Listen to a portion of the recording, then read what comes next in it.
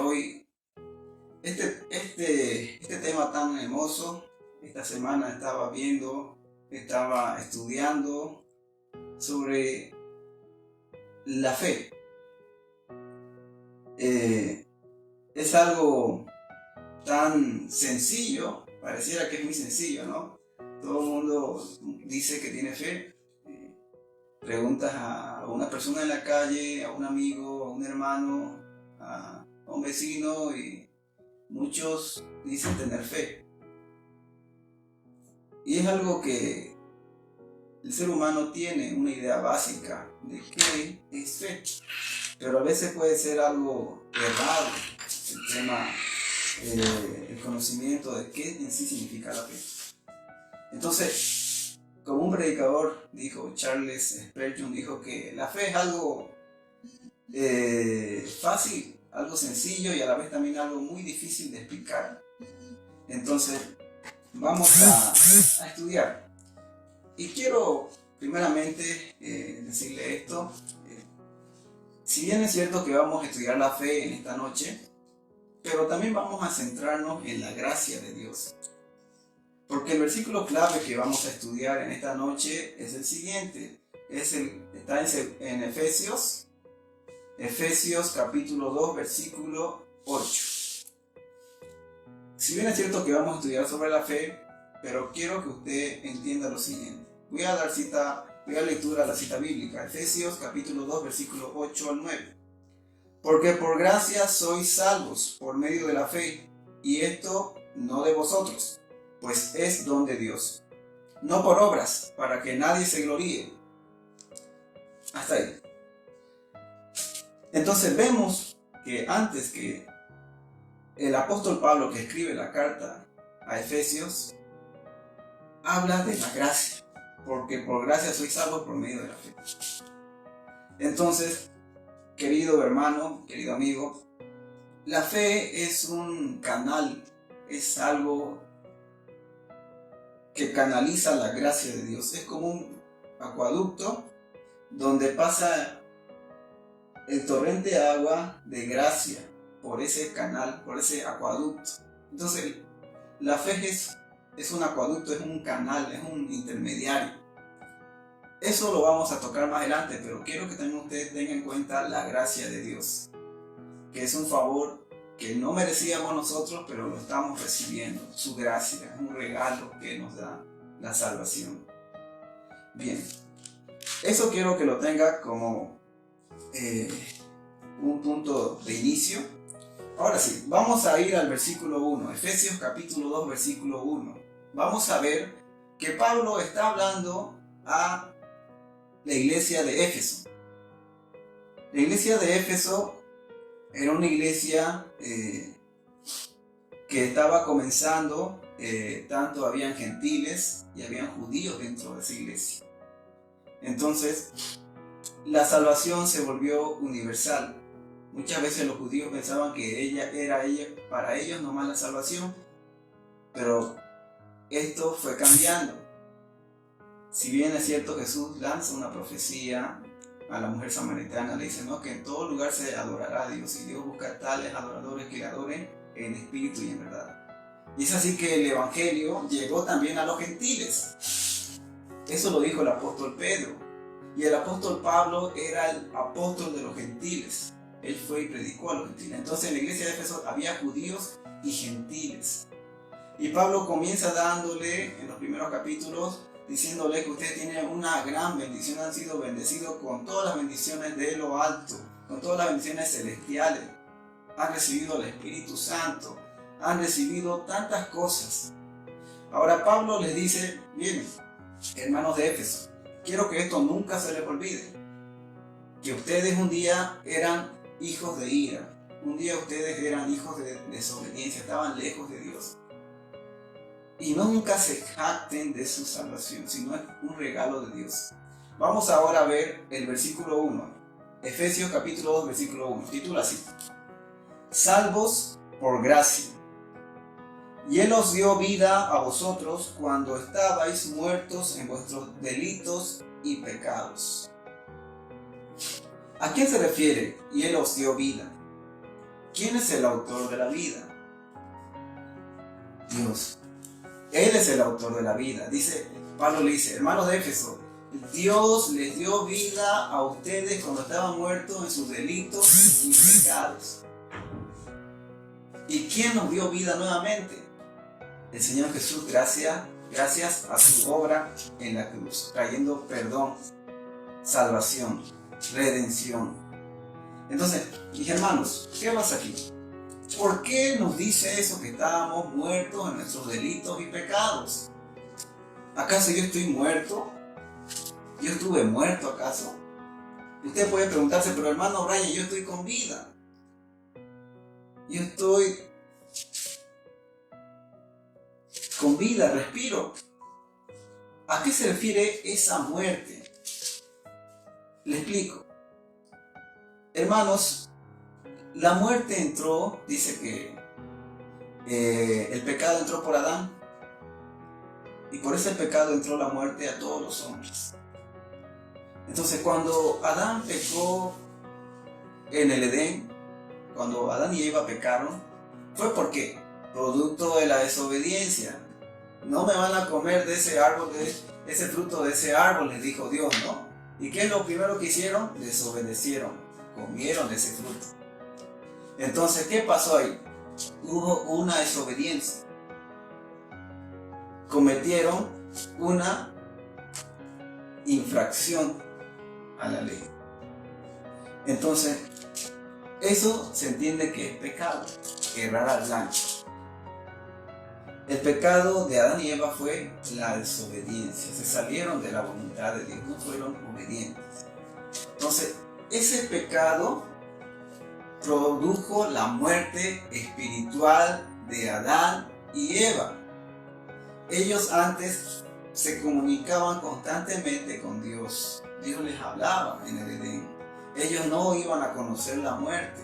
Pero producto de esa desobediencia, ese pecado, hubo una muerte espiritual.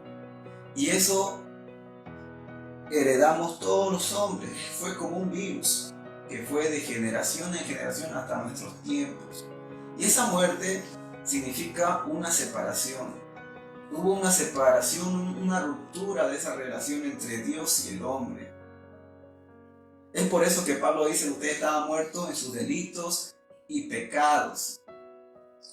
Jurídicamente un delito lo podemos entender como una acción atípica, una acción que corrompe una norma. Y es la verdad, el hombre ha corrompido, ha incumplido la ley de Dios. Vemos claramente desde todos los ámbitos sociales. No importa si es pobre, si es una persona preparada, igualmente el hombre se ha alejado de Dios. Vemos que puede tener varios títulos, puede ser una persona académica, igual se puede corromper, se corrompe. ¿Por qué? Porque no hay la palabra de Dios. ¿Por qué? Porque no hay el Espíritu Santo dentro de él. Es por eso que el hombre se corrompe. Es por eso que vemos mucha corrupción hoy en día. Es por eso que vemos asesinatos. Es por eso que vemos tantas estafas. Es por eso que vemos tantas violaciones. Es por eso que vemos tantos hogares destruidos. Es porque el hombre se ha separado de Dios. Está muerto en sus delitos y pecados. Está muerto espiritualmente. Y esto quiero que lo tengan en cuenta. Nosotros somos un ser que tiene tres partes esenciales.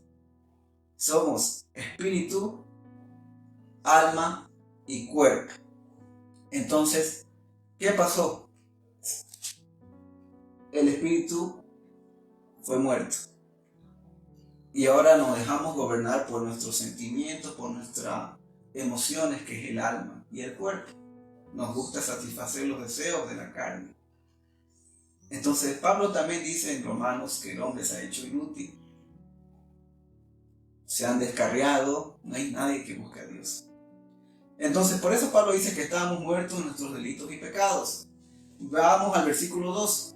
En los cuales anduvisteis en otro tiempo, siguiendo la corriente de este mundo, conforme al príncipe de las potestades del aire, el espíritu que ahora opera en los hijos de desobediencia.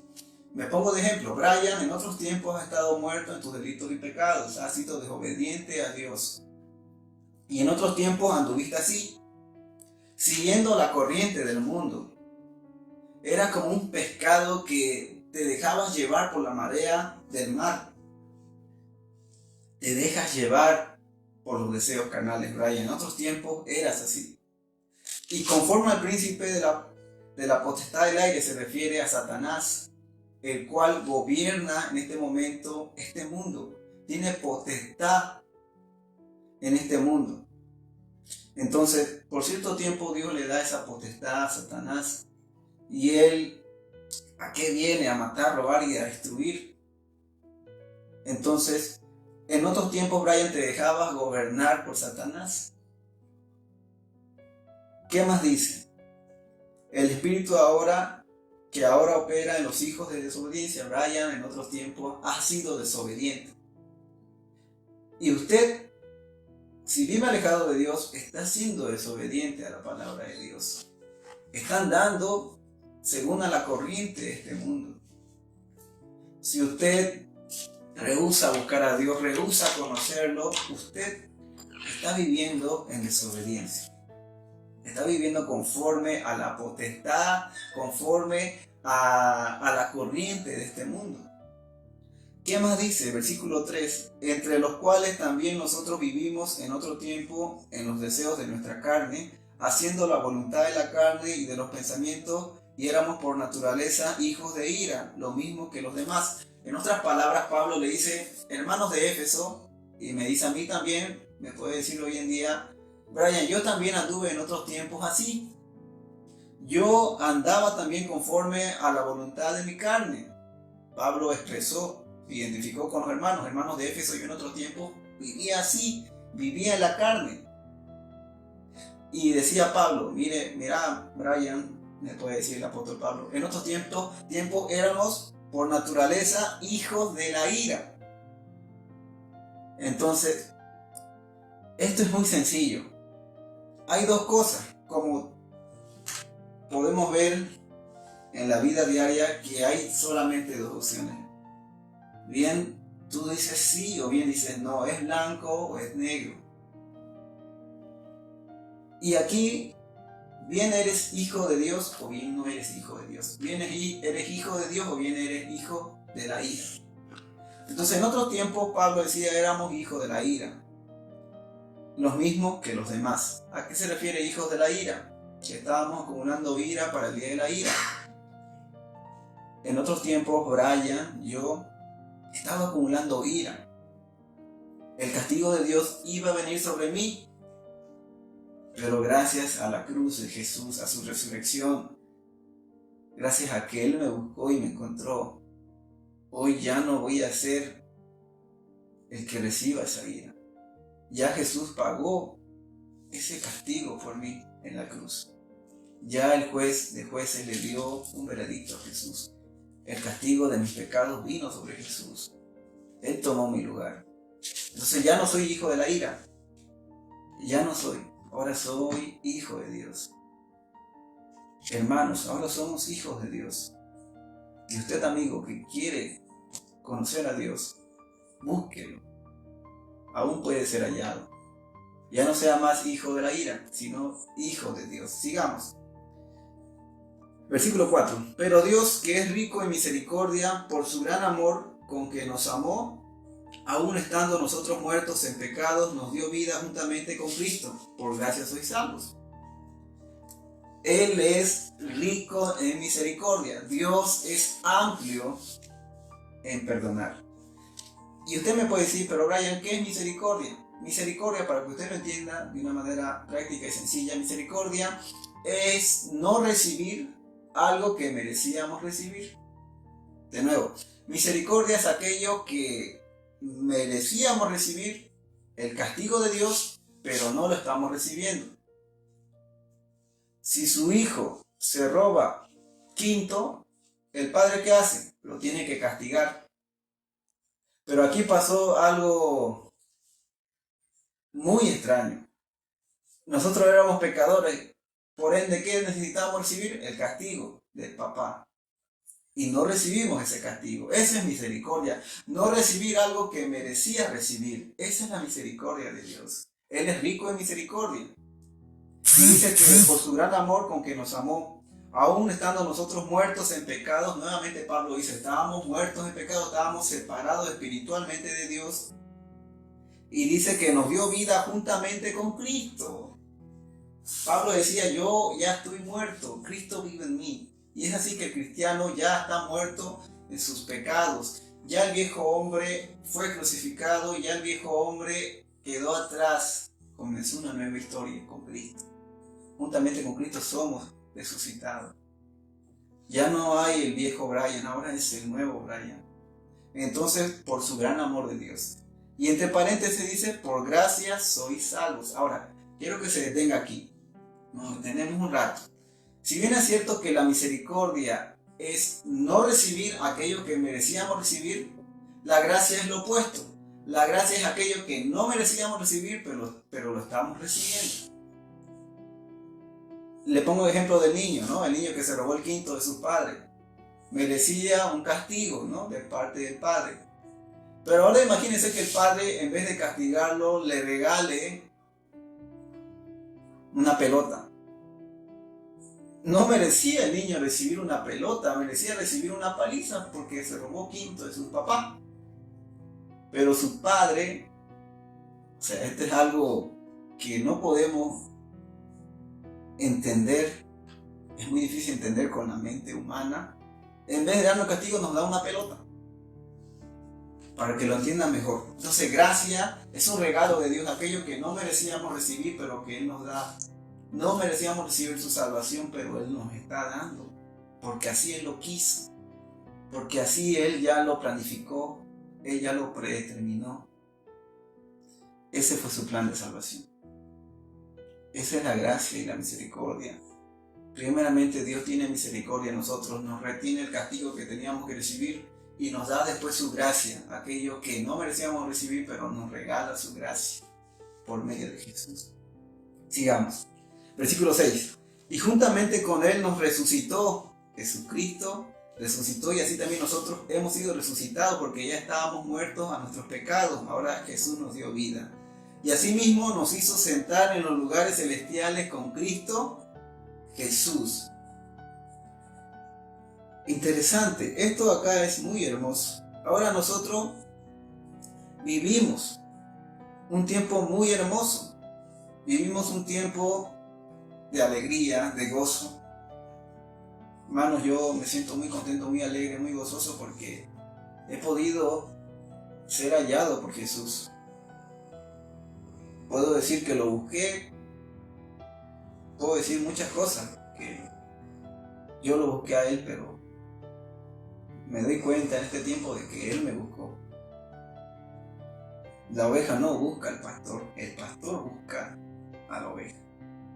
Entonces disfruto eso, esa presencia de Jesús, ese lugar celestial de estar juntamente con Él, de que Él está conmigo.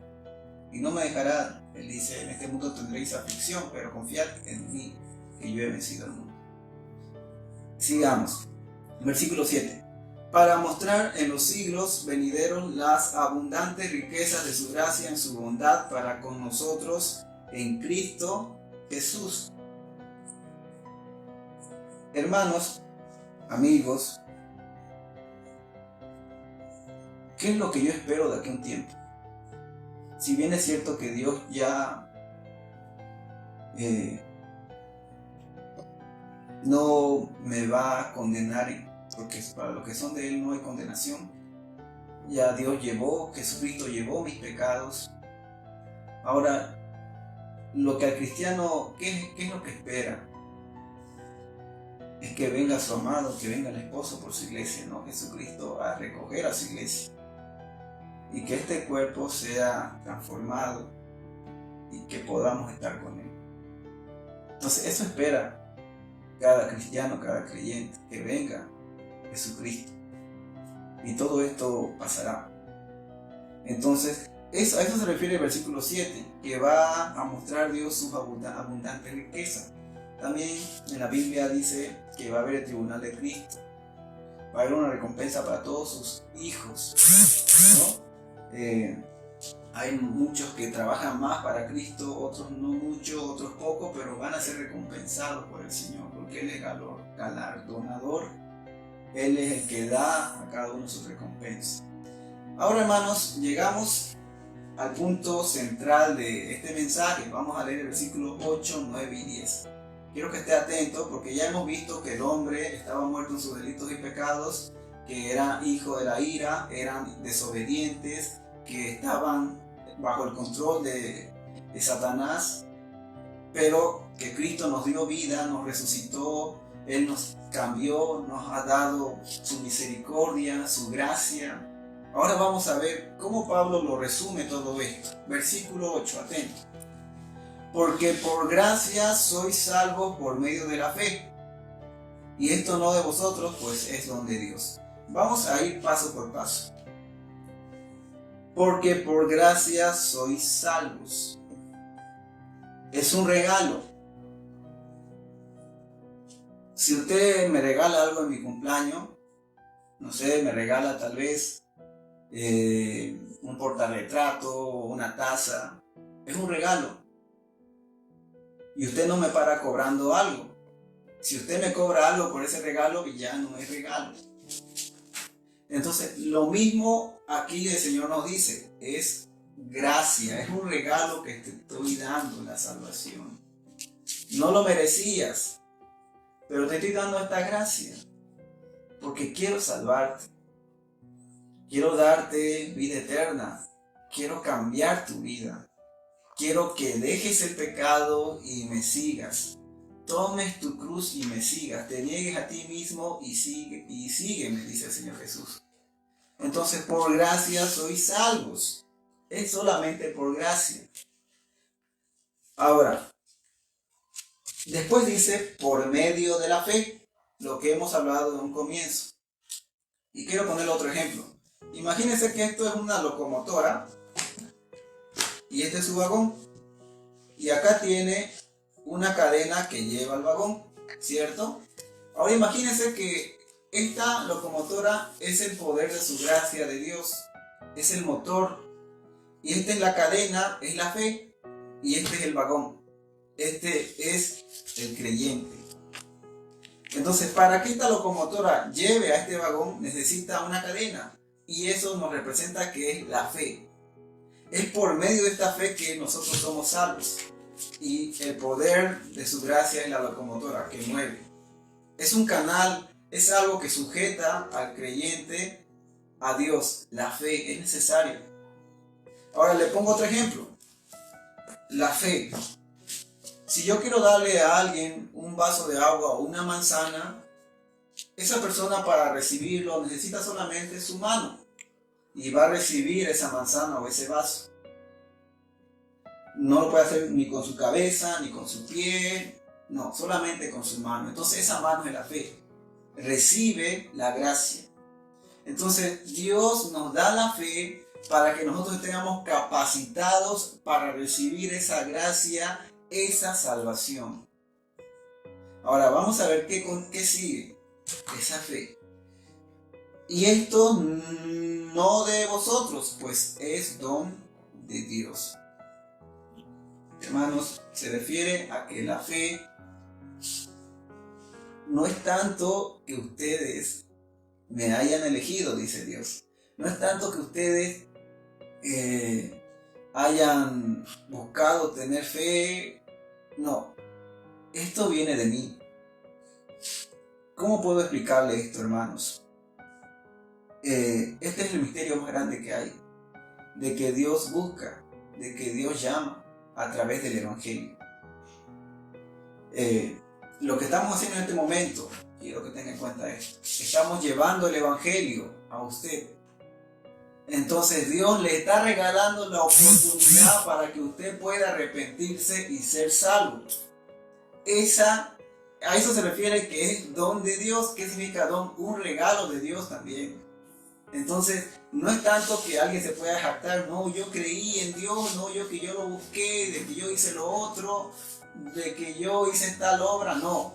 Es un don de Dios, no es por obras. Quiero que tenga en cuenta eso. Muchas religiones quieren alcanzar su salvación por medio de obras. Muchos pueden abrir orfanatos, pueden abrir escuelas, hospitales, alguien puede donar $1 millón, alguien puede llevar medicina a las personas pobres. Y no digo que está mal, pero muchos entienden de que con esas obras pueden ellos ser calificados para llegar al cielo o obtener una salvación. Muchas religiones hacen eso. Hacen tantos rituales para conseguir su salvación. Pero en el Evangelio no es así. Por eso dice Pablo que esto es locura. Es locura. Porque muchos piensan de que es por obras obtener la salvación. Entonces aquí Dios dice que esta fe no la van a tener por obras. No. Y esta salvación tampoco no es por obras, sino es un regalo. Tanto la salvación y la fe es un regalo.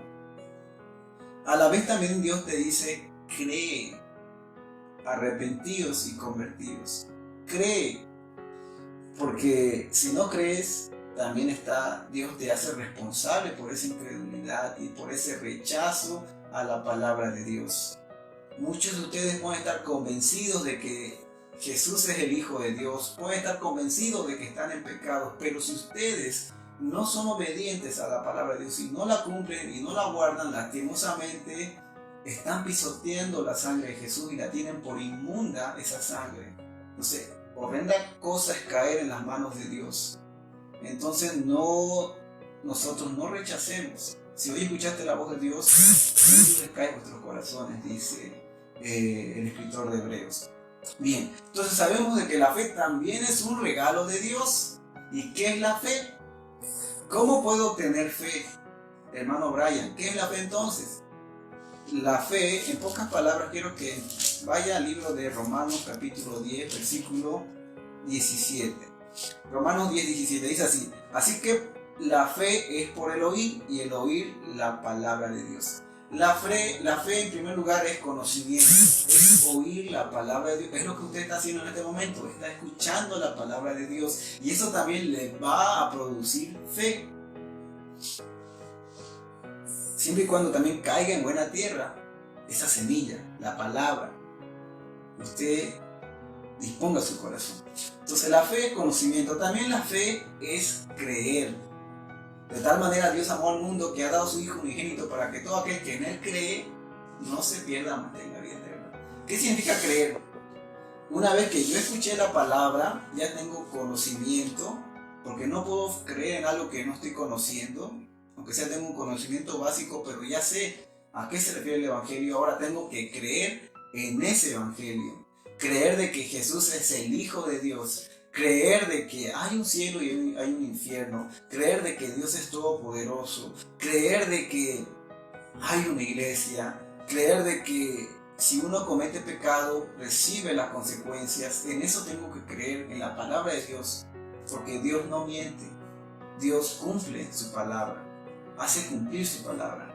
Ahora, en tercer lugar, después de creer también tengo que tener una confianza en Dios. Puedo poner un ejemplo.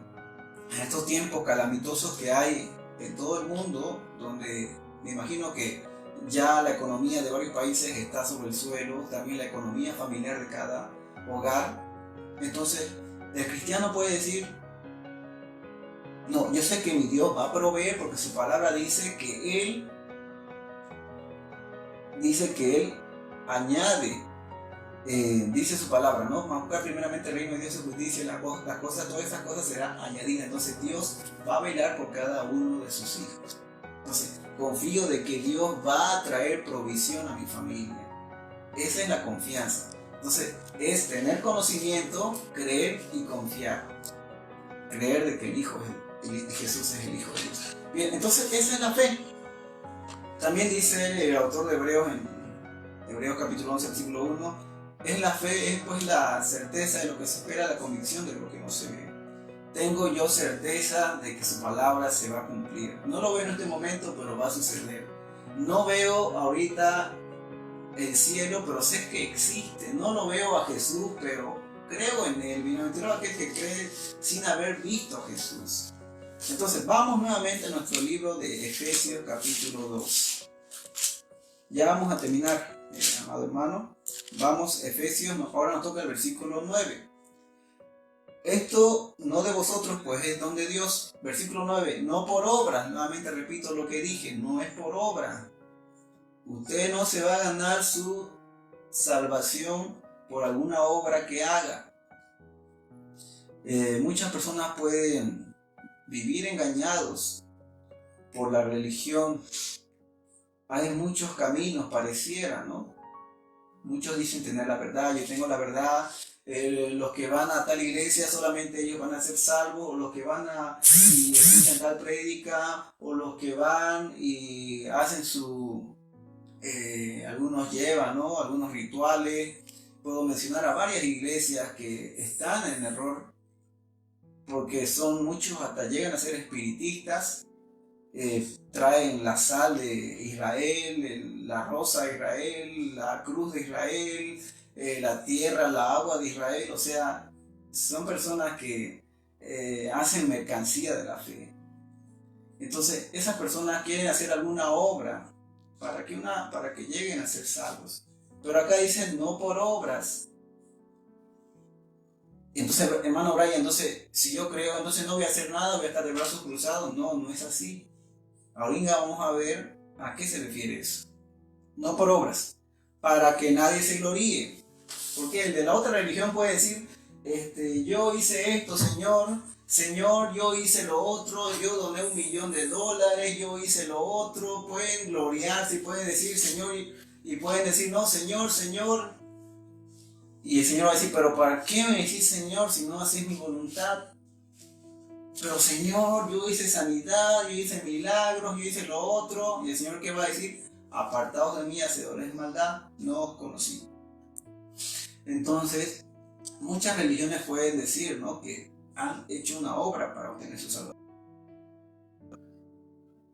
Es por eso que Dios no hizo la salvación por obras, porque todo el mundo se iba a gloriar, todo el mundo se iba a jactar de que ha tenido su salvación.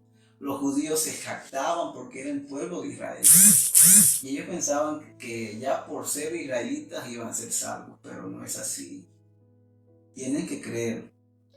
El mundo, incluso muchos cristianos piensan que con ser hijos de pastores o los otros piensan que ya son cristianos. No. Muchos piensan que con ir o con ir todos los días a la iglesia tener su salvación. No. Esto lo voy a explicar en momentos. Sigamos. Versículo 10. Porque somos hechura suya, creados en Cristo Jesús para buenas obras, las cuales Dios preparó de antemano para que anduviésemos en ellas. Ahora sí, quiero que ustedes entiendan bien.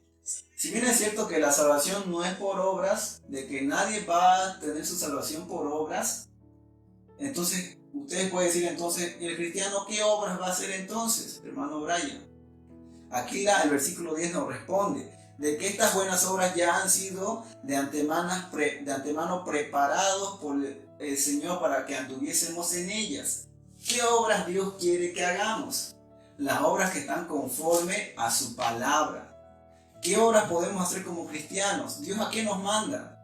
Amaos unos a otros, soportaos unos a otros, velad en oración, prediquen la palabra, congréguense, ayuden a los huérfanos y a las viudas. ¿Qué más Dios nos dice? Dios dice también que le adoremos. Dios también, ¿qué más nos está diciendo Dios? Que nosotros podamos hacer su voluntad. Quiere que nosotros también, aparte de eso, quiere que nosotros discipulemos a otros cristianos. Esas obras a Dios le encantan. Esas obras para Dios son hermosas. Esas obras van a ser recompensadas. Entonces, a usted, hermano de la iglesia, puede vivir afanado por hacer muchas cosas para Dios, pero hay algunas obras que no son conforme a su voluntad. Puede usted tal vez hacer otras actividades y que tal vez no estén conforme a su voluntad. Siempre guíese por medio de la palabra para que usted haga obras que edifiquen a la iglesia. Entonces, nuevamente repito, por gracia somos salvos. Es un regalo de Dios. Y ese regalo viene a nosotros, lo recibimos por medio de la fe, por medio de creer en el Hijo de Dios. Y esto de la fe es don de Dios, también es un regalo que Él nos da. Y no es por obras, no es para que nadie se gloríe. Con eso termino, hermano. Usted tal vez